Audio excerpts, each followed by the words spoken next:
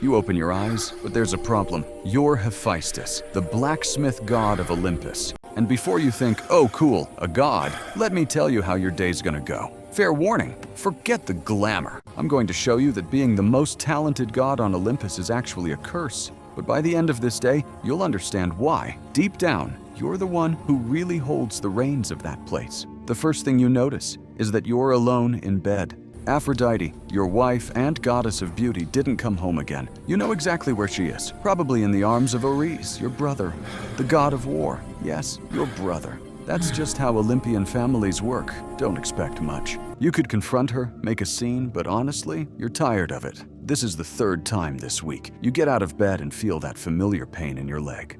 Ah yes, the disability you've carried since Hera, your loving mother, threw you off Olympus when you were born because she thought you were too ugly to be her son. Olympic-level parenting. You limp to the mirror and see your reflection. Messy hair, unshaven beard, muscles from all that forge work. But with that face, the other gods make a point of commenting is not very pleasant. Breakfast is alone, obviously. The mansion you built with your own hands, which coincidentally is one of the most beautiful on Olympus, echoes empty.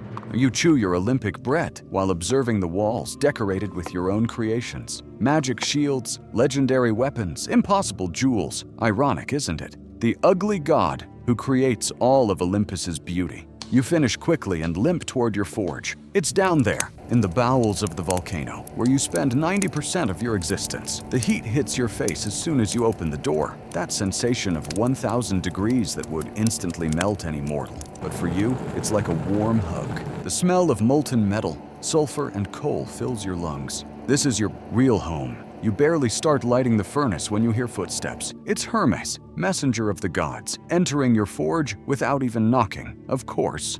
Hephaestus, my friend, he says, with that fake smile. You already know what's coming. What do you want, Hermes? Zeus needs a new lightning bolt. His broke. You sigh. Broke how? He was using it to scare off some annoying mortals and overdid it. Translation: Zeus had a tantrum and destroyed his own weapon like a spoiled child. And guess who has to fix it? Hermes disappears in a flash of golden eyes. You don't even start on the bolt when Athena appears. At least she knocks. Hephaestus, I need a favor. What is it? My Aegis is losing its shine. Can you polish it? The Aegis, the most powerful shield in Olympus, which you forged with Medusa's head in the center, capable of petrifying entire armies. Losing its shine, as if it were a used car. You take a deep breath. Leave it here. I'll see what I can do. Athena smiles, that polite but distant smile all the beautiful gods have when talking to you. I knew I could count on you. She leaves the shield leaning against the wall and exits. No real thank you. No acknowledgement that you're saving her life for the 10th time this month. The next 2 hours are you deep in work. You light the main furnace, the one powered by the volcano's own heart, and start working on Zeus's bolt.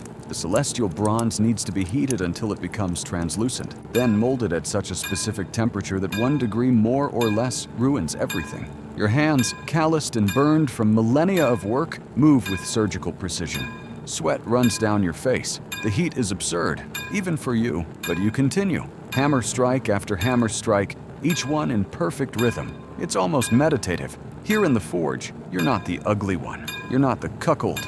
You're simply the best at what you do. And this is where I need to interrupt you. Real quick, you're seeing how everyone asks for favors, but nobody values the hard work? That's how ungrateful Olympus is. But here on the channel, it's a different story. If you're enjoying diving into the minds of the gods and want to support those who actually build the content, this is the time to subscribe. Unlike Zeus, I value every like and every subscription. It's free and helps us keep forging these stories. Deal? Then let's get back to the forge. You're almost finishing the bolt's handle when you hear her voice. Hephaestus? Aphrodite, your wife. You don't turn around immediately. You keep hammering. If I were you, I'd tell her to go to hell, but you're more polite than me. Need something? Your voice comes out colder than you intended. I wanted to know if you can make a necklace for me. Gold, with intertwined roses, delicate but striking. You finally turn around. She's beautiful as always, but she doesn't fool you anymore. What for? What do you mean, what for? To wear? To wear where?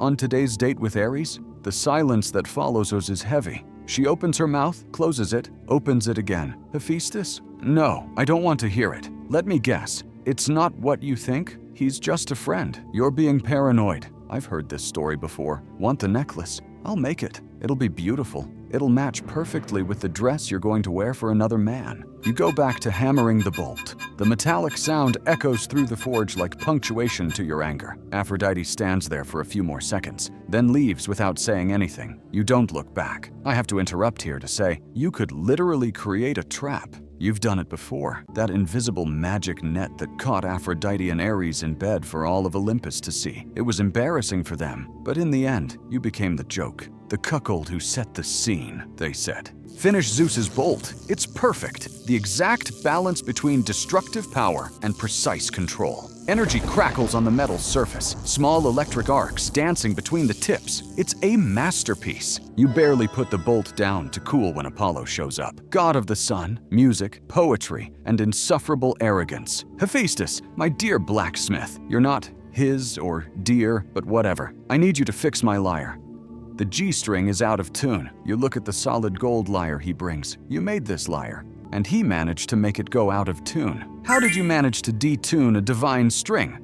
You know how it is. I was playing very intensely at a concert. Translation, he was showing off and played it wrong. Leave it here. Apollo smiles that smile of someone who's beautiful and knows it. I knew you'd handle it. You're like Olympus's technician, right? Very useful. Technician. Useful, as if you were a divine plumber. While you work, you think about the irony of it all. You, the defective god, keep Olympus running. Without you, Zeus has no bolt, Athena has no shield, Apollo has no lyre, Ares has no sword, Poseidon has no trident. Everyone on Olympus uses equipment signed by you. But at banquet time, you sit in the corner. When it's time for credits, nobody mentions your name. The blade has a bluish glow, perfectly balanced. The hero will get all the credit for the victories. You get zero. When the sun starts to set, you know this not by the light, since you're at the bottom of a volcano, but by a god's internal clock. You finally leave the forge. Your clothes are soaked with sweat. Your muscles ache. Your hands are more burned than usual. But you did 5 impossible jobs in one day. It's not that you're badass, it's that I'm watching, and I'm impressed.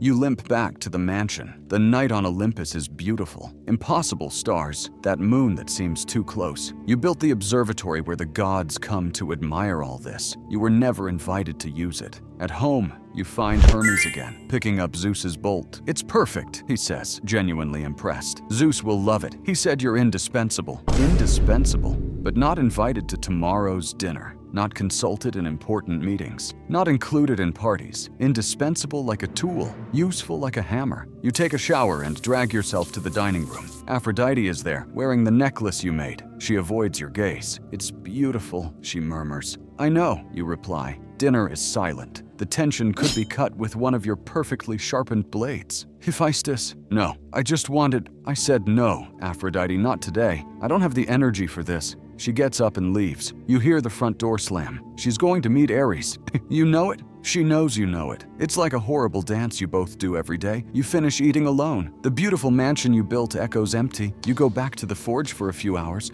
not because you need to, not because someone asked, but because down there, surrounded by heat and metal, you don't feel ugly. You don't feel rejected. You feel competent, valuable, real. Around midnight, you finally go upstairs. Olympus is quiet. You lie down in the big empty bed. You look at the ceiling you sculpted yourself, constellations in bas relief that glow softly. Even your room is a work of art that nobody but you sees. I end by observing something interesting. You are the most necessary god on Olympus. Without you, everything stops. But you're also the loneliest. There's something poetically cruel about it. The blacksmith who forges chains can't break his own. The artist who creates beauty lives surrounded by disdain. The only competent one in a family of incompetents gets blamed when something goes wrong. You close your eyes. Tomorrow will be the same. Zeus will break something. Someone will need an impossible favor. Aphrodite will betray you again. You'll go back to the forge. You'll create wonders. Nobody will truly thank you. And even so, you'll wake up and do it all again. Because deep down, you know a truth the other gods will never admit. They need you much more than you need them. They think they command you. But tomorrow,